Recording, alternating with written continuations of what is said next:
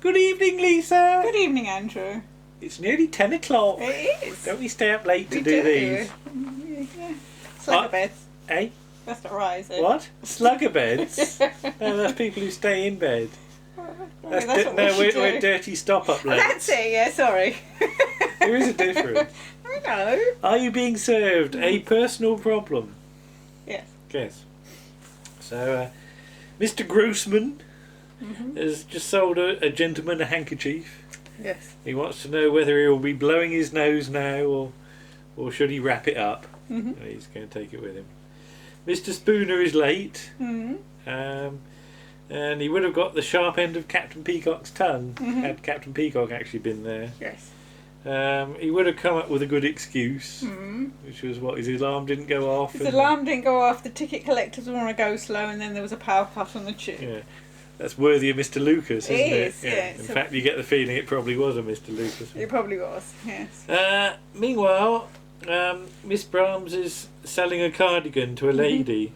Yeah. And she's going on about how people have got different auras. Yeah, your colours. Their auras are different colours. Yeah, pink or blue, but this lady's apparently purple with white stripes.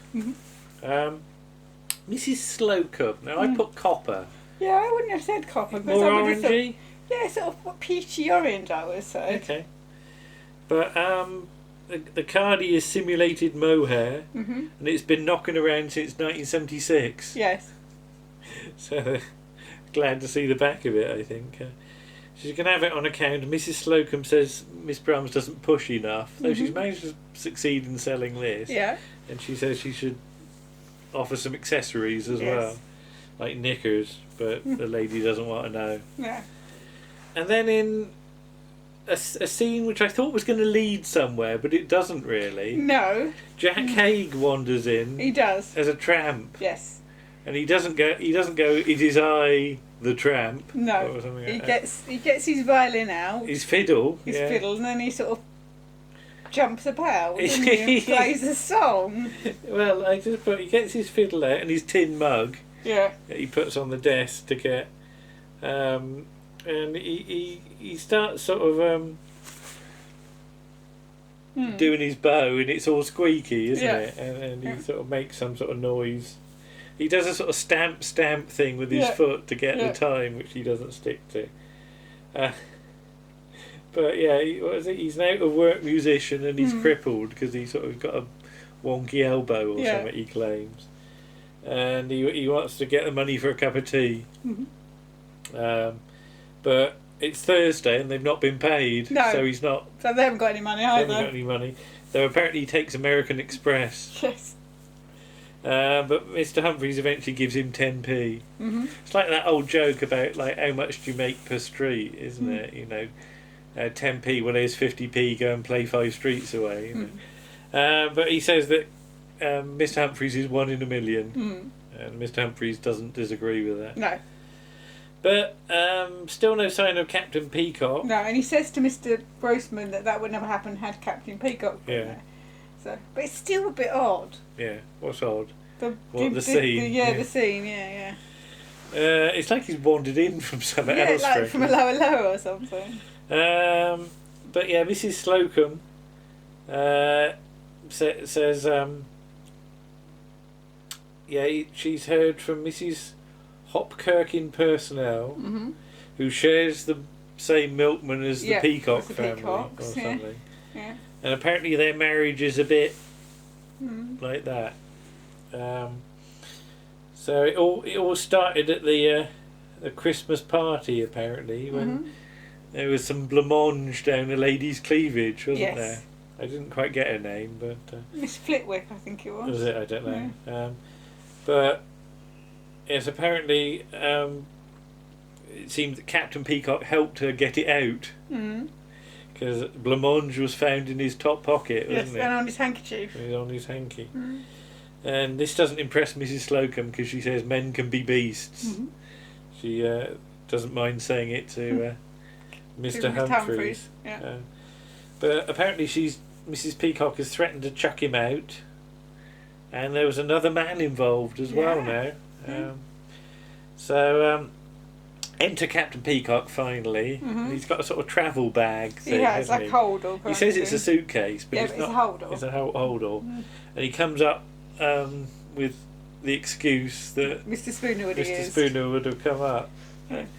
I don't quite know whether that's like your standard excuse Possibly, in these days, but it is a bit weird.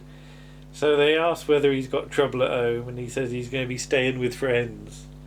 So he gets on the phone in the men's department, and he tells Mr. Humphries and Mr. Grossman to go and tidy the centre display. And first of all, he rings up Matthew from the bridge club. So he has to describe what he's like. And who he is. But apparently, apparently Matthew's got berry or something like that, which is a more inventive excuse. Yeah. And then he's going to be moving to Cornwall as well. So next, Philip, who he met in Torremolinos, and they were in adjoining rooms, and he just sort of hangs up halfway through. And then he sort of falls back on Auntie Hilda. And little Stephen. He's like sort of 4'11", so when's the last time she saw him? Not for quite a long while. Not for a while, and she doesn't want to know either. That's a bit sad, isn't it? It is, So later in the canteen, Captain Peacock's been on the phone and still not made any progress. Now they're sort of discussing the situation, and so what does Mr. Spooner says? It's rude, isn't it? It's rude, whatever it is. And Mrs. Brahms? Miss Brahms says a bit of nookie or something.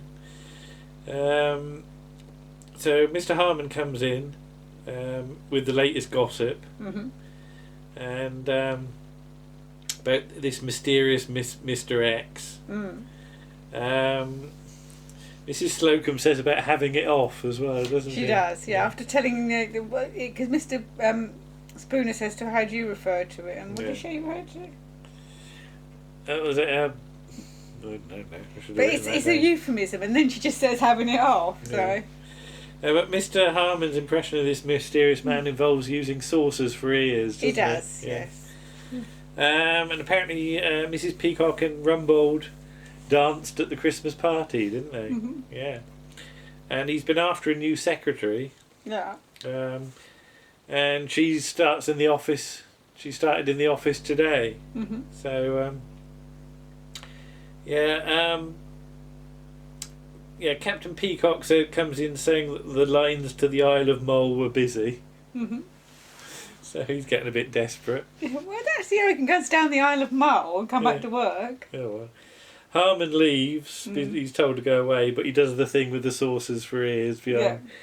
And Captain Peacock's back. And then there's talk about what they've been talking about, this, that and the other, or mostly the other.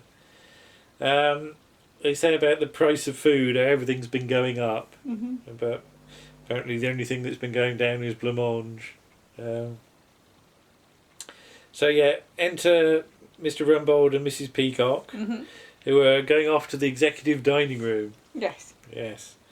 So everyone goes to sort of make their excuses to leave because they're a bit embarrassed. And Peacock starts blowing his nose, doesn't he? As though he's upset. So Mr. Humphries and Mrs. Slocum come back, and they he has a bit of an explanation. What is it she says about how you've got dirty washing? It's better to go to a private laundry or something.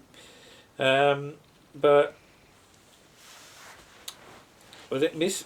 Yeah, the blancmange actually came from Miss Hurst. Yes, from Novelty Candles, who we keep hearing about, don't we?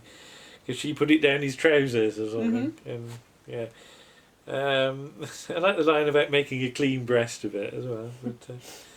But this was the last straw for Mrs. Peacock, and and there's talk about women are attracted to power, which is why she might be attracted to Mr. Rumbold. Yes. Can you see that? No. Would you not be attracted to Mr. Rumbold? No. No? All right, okay. But Captain Peacock refers to himself as Jack the Lad. Yes. The price he's got to pay for it. Mr. Humphries never thought of him like that. No. But, Mr. Rumbold is described as romantic as Donald Duck. Yes. Though a bottle of bubbly and 2 glasses are then sent in. But what was it? She's hoping to get her going by lunchtime. Yeah. Oh dear. And then the scene that I shudder at, as old Mr. Grace is on the sunbed with his secretary in a very skimpy bikini. Yes. He's got about 3 layers. Yeah, on. he's got like long combinations johns and a vest. Yeah, well, just as well, because I wouldn't want to see.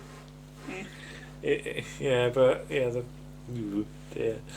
I mean, poor old secretary. I mean, wouldn't want her job for anything, but Captain Peacock asked to get his wife moved to a different department, to a different position. Yeah, and old Mister Grace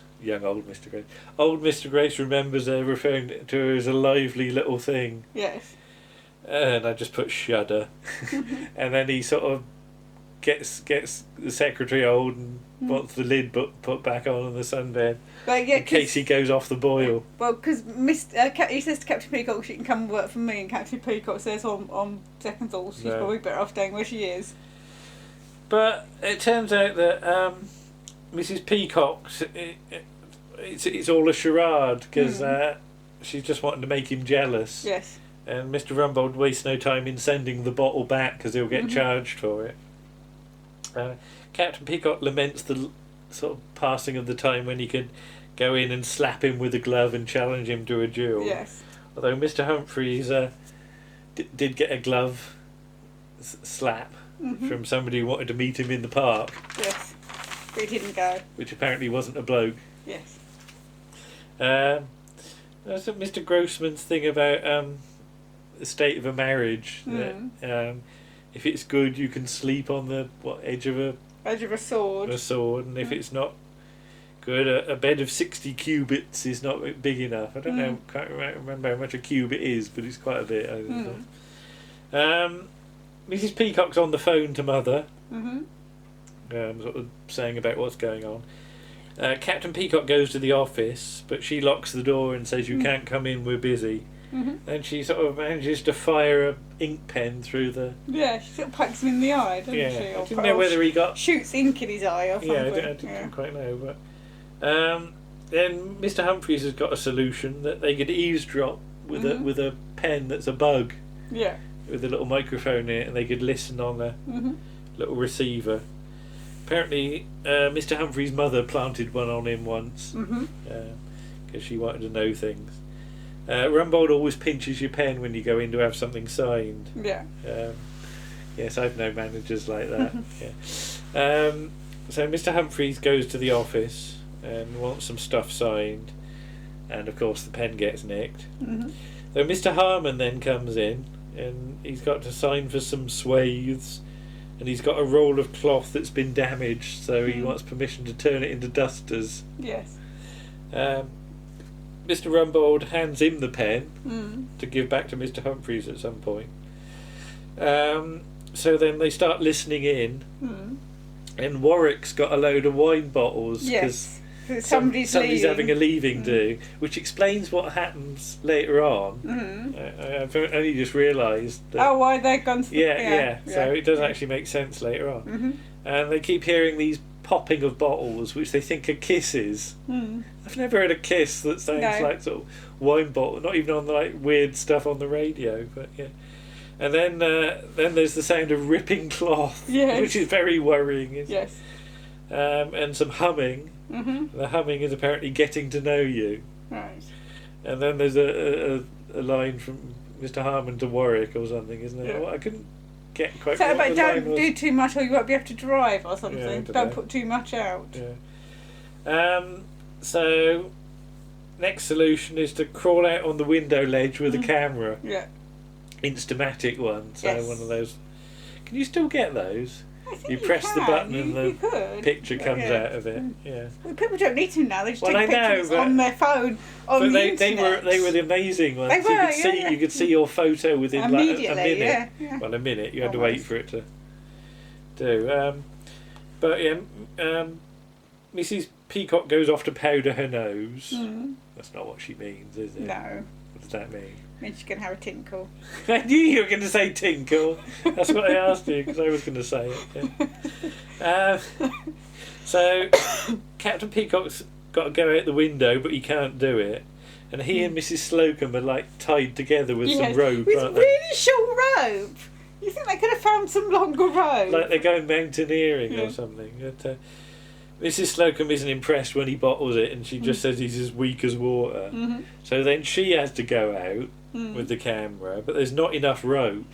So Captain Peacock still has to go out, just to enable her to get anywhere near. Yes. She sort of leans over, and takes the photo without looking, because she can't get her head in the right position, can she?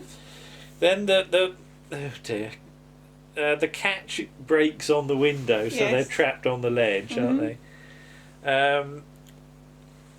So Mr. Spooner gets his knife out and just sort of knackers it, doesn't it? Yeah, he breaks the knife.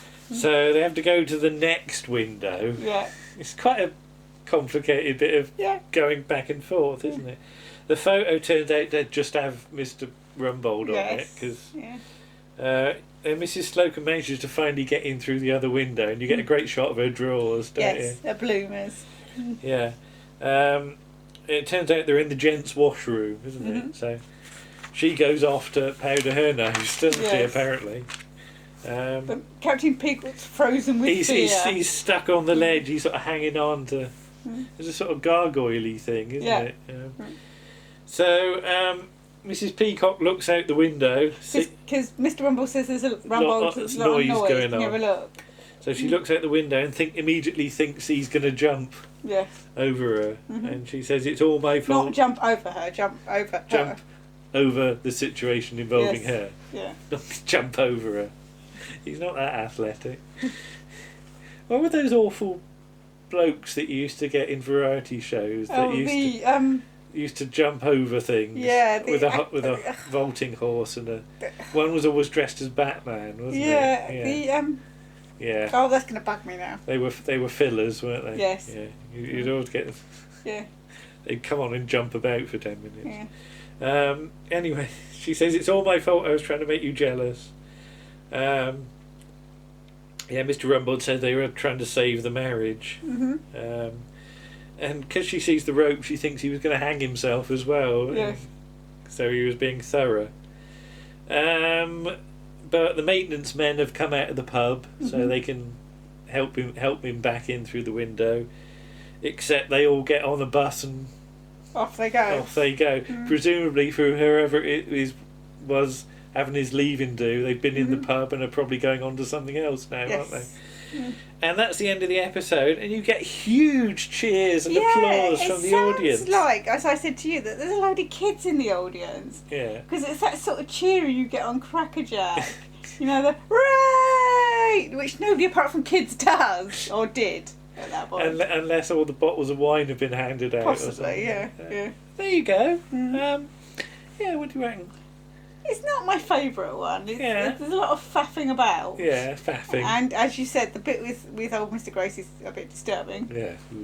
But yeah, it's okay. I have nightmares about that now. It's nice that Captain Peacock's got a sort of a larger share of the sort of story. Yeah, because I mean, you don't always see sort of people's families and things like that. No. You know, you see Mr. Humphries' mother.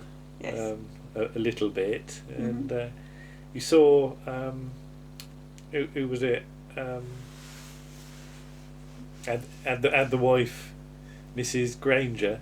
You saw Mrs. Granger once, didn't you? Paul Hackney. Yeah. But that was about it, really. Yeah, so, and Mrs. Slocum's uncle, who never gets mentioned again. Yeah, or the house he gives her. Yeah, but yeah, it's okay.